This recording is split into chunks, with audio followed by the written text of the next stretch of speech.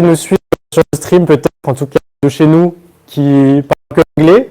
Donc, je vais faire ma présentation en anglais, et au moins pour ma présentation. Donc, j'espère que tout le monde pourra suivre ici aussi. Donc, je parle en anglais. Hey everyone, welcome at Trainline. I'm super excited to be here and to welcome here and come share some ideas and some things we've been working on recently. So yeah, welcome here. There's a Slido for this talk, so you can join this on slido.com and by typing CocoaHeads. So sorry for the typo on CocoaHeads. There's an A missing, as you would have noticed. But yeah, anyway, there's the QR code.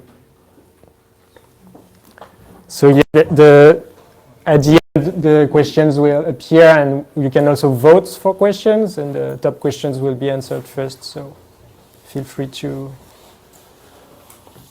add a thumbs up.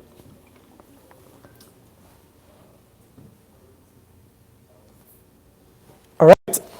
So my name is Stéphane Garti. I'm an iOS engineer at Trainline. And today I'm going to talk about a Swift Package Registry. So Swift Package Registry is a new feature, quite recent, in Swift Package Manager. And today I want to give you a little introduction to Swift Package Registry, know how you can get started, and see if that would suit your workflow, and see if there's any benefits over using the default behavior of Swift Package Manager. At Trainline, when I joined 1.5 years ago, we were using 3 package managers. And so that was a kind of a messy situation, right? We had CocoaHeads, Carthage, and Swift Package Manager as well. So we had the best of both worlds, right? But that's not the worst. And so, for example, Xcode updates, that was a pain. Like Carthage not supporting some things that we were relying on, like transitive dependencies at some point, or the introduction of XC framework was not super smooth for us with Carthage. So one of the first things I did when I joined, along with other colleagues, was to drive a path away from CocoaPods and Carthage by supporting Swift Package Manager. But Swift Package Manager is great, but it has some pain points as well. And I just want to show you a little video to let you know about that.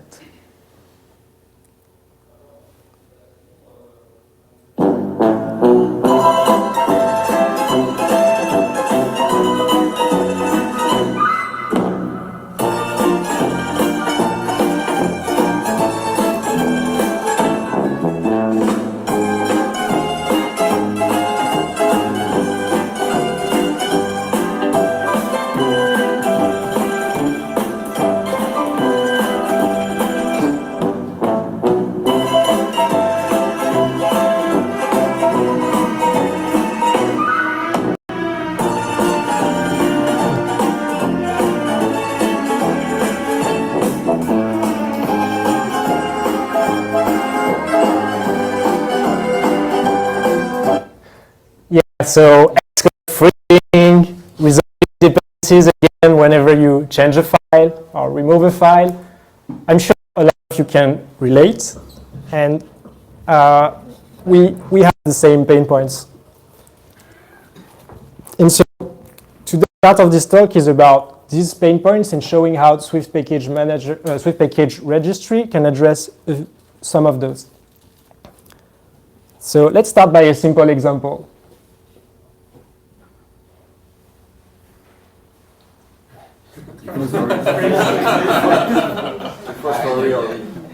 All right, just keep the slide. So here on, I will let you know on which side I'm using the default behavior of Swift Package Manager and the Swift Package Registry. So on the right, we fetched GRDB in a bit less than 2 seconds. And on the left, we're fetching something from GitHub, and it turns out to be the whole Git history. I'll actually skip and go because it really takes a long time. So something around 1 minute, depending on your internet connection. And so here, what are we doing? On the left, we are resolving the GitHub repo directly, and this is the default behavior of Swift Package Manager. We are working with sources, and in order to resolve the right version, when you have a complex dependency graph, Swift Package Manager strategy is to download the entire history with all the versions so that it doesn't have to do incremental downloads. Once you have it, and you can resolve dependencies as you go. Some people have been complaining about this and suggested to use shallow clones instead, meaning that you would only download not the entire Git history, but some of the most accessible heads on the repo. But I think CocoaHeads went this way for a few years ago, and this was actually one of the repo that costed GitHub the most, and so they applied aggressive rate limiting to CocoaHeads because this was a mess for GitHub, and they were obliged to try to limit what was going on with CocoaHeads dependencies. On the right, you will see that there's a different syntax to define the dependency with a package ID. So instead of putting a URL, for example, here we force using the registry by specifying a package identifier. Here it's swift.grdb, and we specify the version as well. And if you look at the size of what is downloaded, there's a massive difference.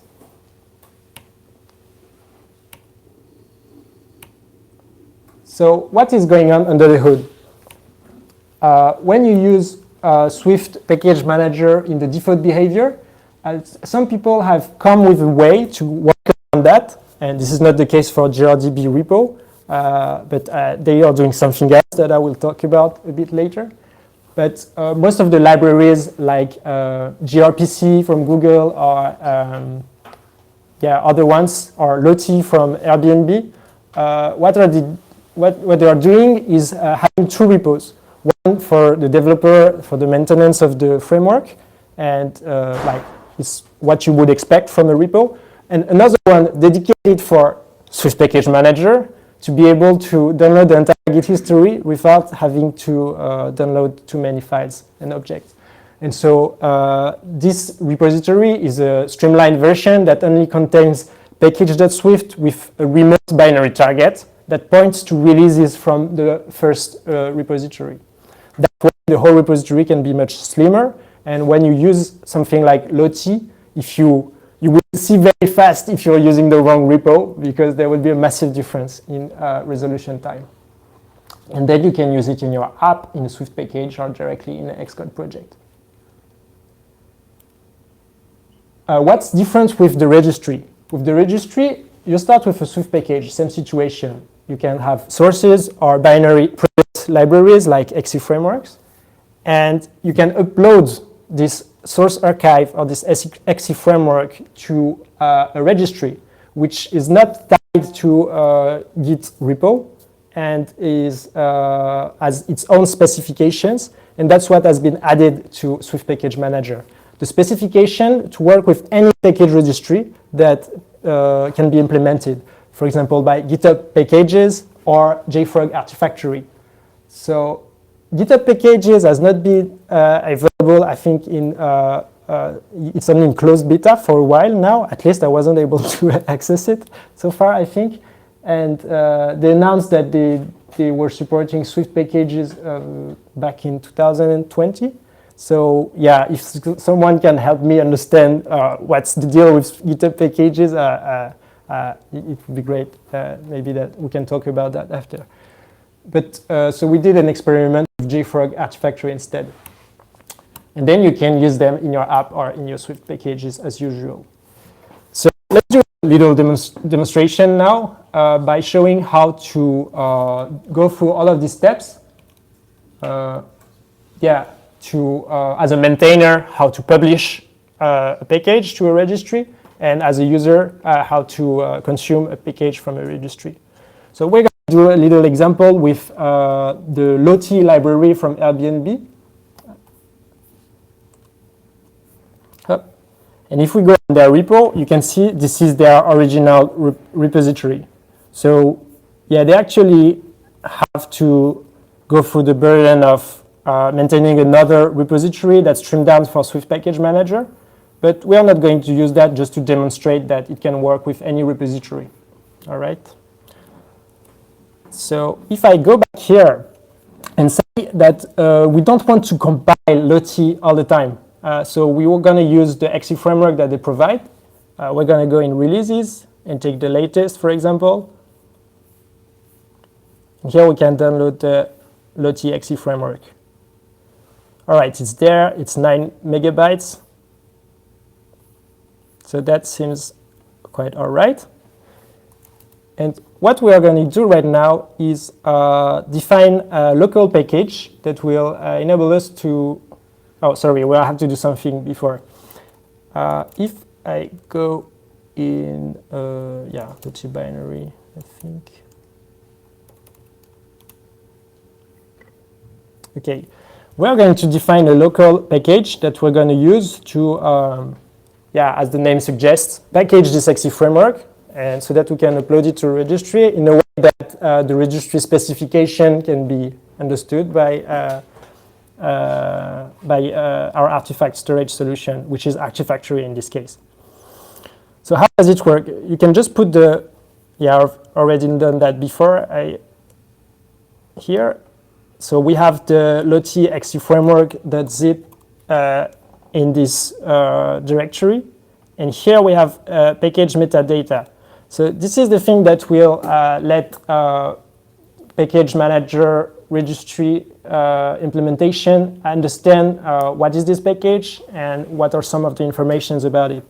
You have the name of the author, the name of the organization, a little description, a link to the license, a link to the README, and a link to the original repository. So this is a bit similar to PodSpecs, but you can remark here that it's much simpler than PodSpec. It's not tied to targets, it's not tied to any specific version, because all of that information is actually already in the package.swift, and the version can be specified at the moment of publishing.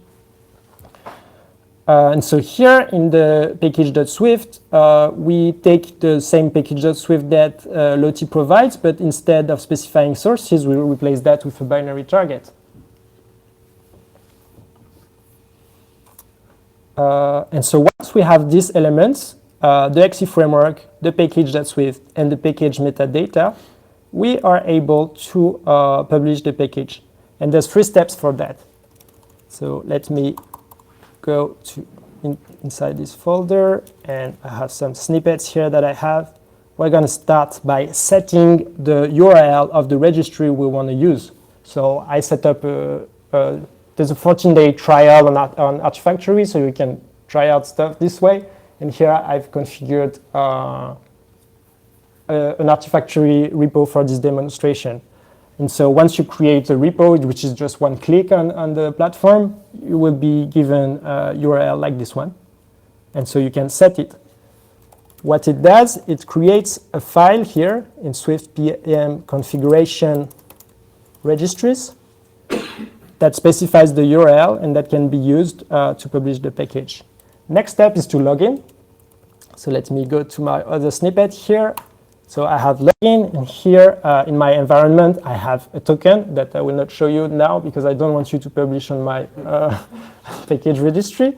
But here it's going to let Swift Package Manager authenticate.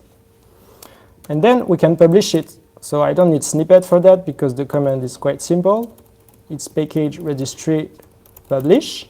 And then we specify the package ID, which is the scope. Here it's going to be Swift.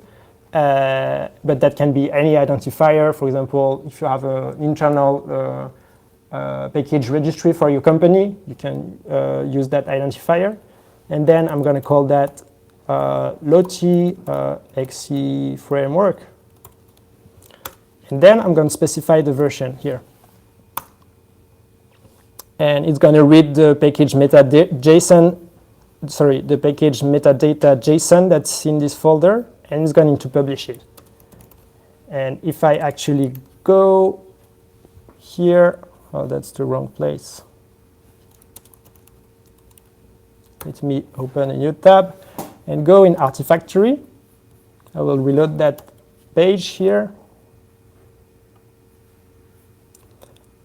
If I go down here, so here you see that there's an XE framework that has just been updated a few seconds ago.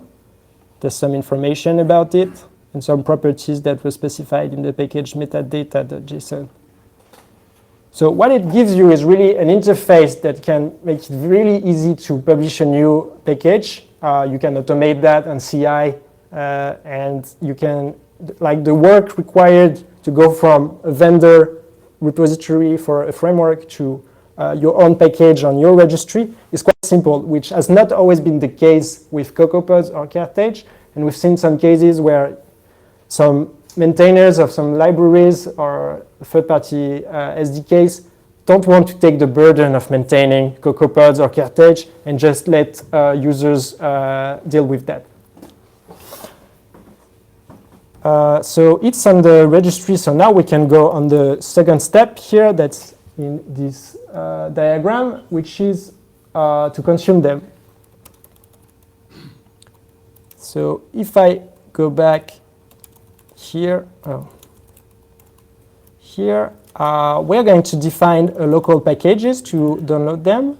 And if you go see inside, it's really simple.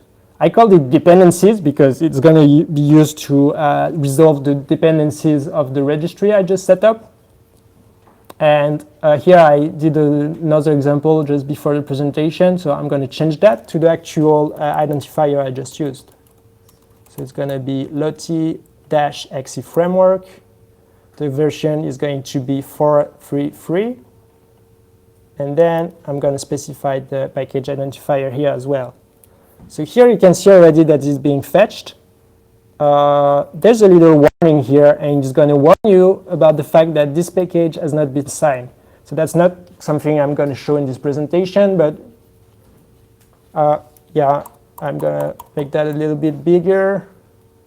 Unfortunately, I don't think you will see this message anyway. So basically it's saying that Swift Lottie-exe framework version 4.3.3 source archive from the Artifactory URL is not signed. So yeah, just something that I will let you do when you want to implement it, but there's a flag to be able to sign the archive you make when you want to upload them. But for the sake of this demonstration, we can keep it simple.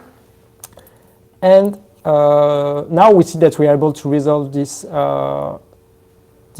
dependency. That's great. But let's see actually if we can use it in an app. So if I go back here and open this simple app that I set up, I just did the basic example from Lottie. I created an app using file, new project. And then what I'm doing here is I dragged and dropped the dependencies here and declared the dependency right here in frameworks. So what you're able to do after that, so I'm going to clean and reset packet caches to check that it's able to get it. So here it's complaining that there's no such module as Lottie, and there's no registry configured for Swift scope. So this is something I realized when trying to integrate with Xcode. So as a surprise, the integration with Xcode is not always that easy. And what happens here is that I've been using local information to set up the registries back in the dependencies folder. And in Xcode, it's not using the same context, so it doesn't have access to that. So the only solution I found so far is to use a global configuration, which is a flag that you can enable. So if you go here in set, and instead you set global, and then you specify the scope, which is going to be Swift. It's complaining because it's expecting to be in the context of a Swift package. So I'm going to go back here and set the global scope. what it's doing, it's creating this file, but this time in my home. So if I go in my home folder, so if I go here, and configuration and registries, I can see that it's specified a registry for the Swift scope. All right, so I'm going to run the command login again, just to make sure I'm logged in. But the login persistence would depend on the duration, the valid duration of your token. So you wouldn't have to do that every time. And just so that Xcode is not confused, I will quit it and open it again. Old trick.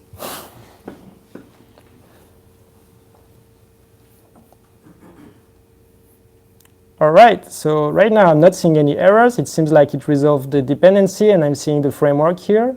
I see the metadata, and everything seems all right. So I'm able to run my app.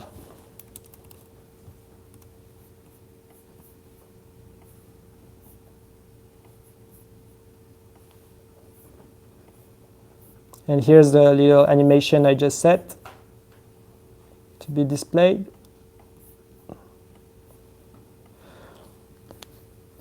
Woohoo! We're done. So yeah, basically that's it. I hope I showed you how you can get started with Swift Package Registry, how you can use it, see what benefits you can get out of them. And yeah, I'm happy to answer any questions you might have and open the discussion about this feature. Thank you.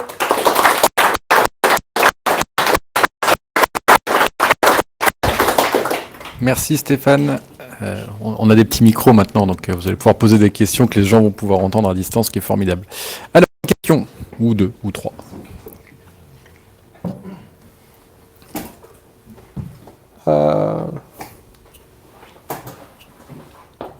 I think there's no question yet on Slido. Ouais. So if I understood correctly, it means that every time the library publishes a new version, you have to go to the new publishing of to the registry. Yeah. So isn't that cumbersome if you have a lot of dependencies? Yeah. So repeat your question so that people on the live stream will. Yeah. I think that's it. All right. Yeah. So what I understood is you're asking if anyway repeat just to see if I understood well. You're asking if I do have to go through the process of publishing to my registry if whenever there's a new version, right? Yeah. Yes. So I have two answers to that. One, it depends on the registry you're using. If you're using an internal registry for your company, yes, you have to maintain that. But what I hope we'll see soon in the Swift and iOS ecosystem is starting to see community registries. So meaning that publishers and vendors of frameworks can publish their frameworks there.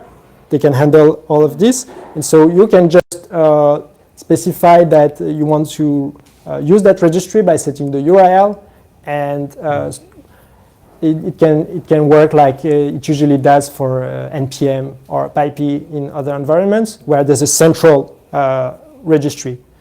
Here, the approach is a little bit different. It's a decentralized approach, meaning that everyone can set up their registry. There's just a specification out there, and storage providers that provide services like Artifactory to host your registry. So that's the first answer I would make. And the second one, I would say that even if you're using your own registry, this process can be easily automated. As you see, the process of giving the necessary information for the framework to be published on a registry is very simple. It's just some metadata. You can remove dev dependencies and test that you don't want distribution. And so, yeah, if there's no major change in the directory structure of the framework, you can automate this quite easily. Also, what I think is, I would say that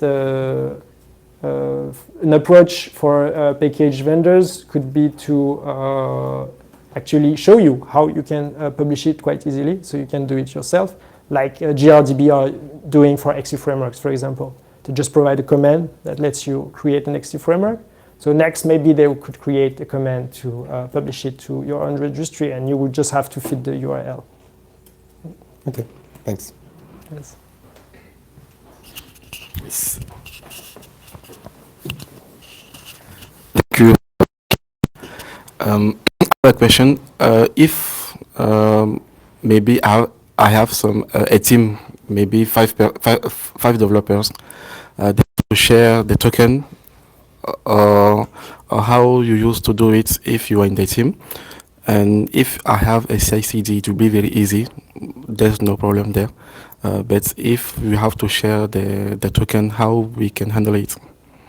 Cool, thanks for your question. So it depends really on the implementation of the registry. What Swift Package Manager implemented is just a specification. Yes. Then there can be many different implementations. But for example, Artifactory implements SSO. So we use our single sign-on login to get a personal access token, which means that each developer will have access to his token and can revoke it whenever he wants. So that's pretty handy for us because we don't have to implement that ourselves. And each dev has its dependencies and is identified by the registry as well. Okay. Thank you very much. Thanks. On a une dernière question. J'ai l'impression que c'est bon. Merci.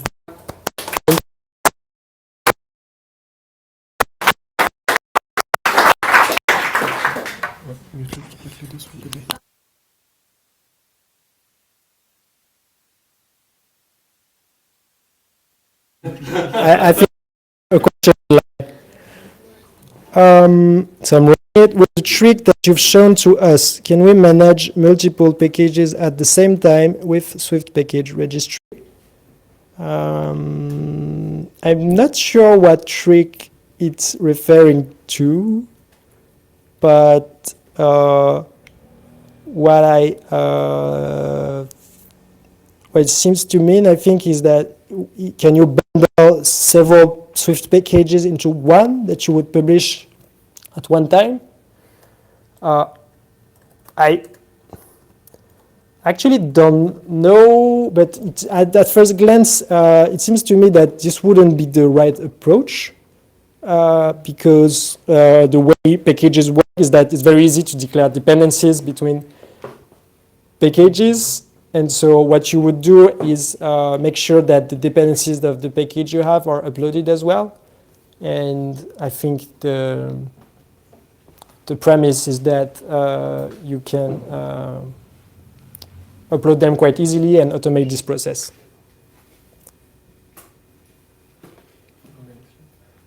Yeah, I hope that answers the question. And yeah, maybe we can Remercie. go to the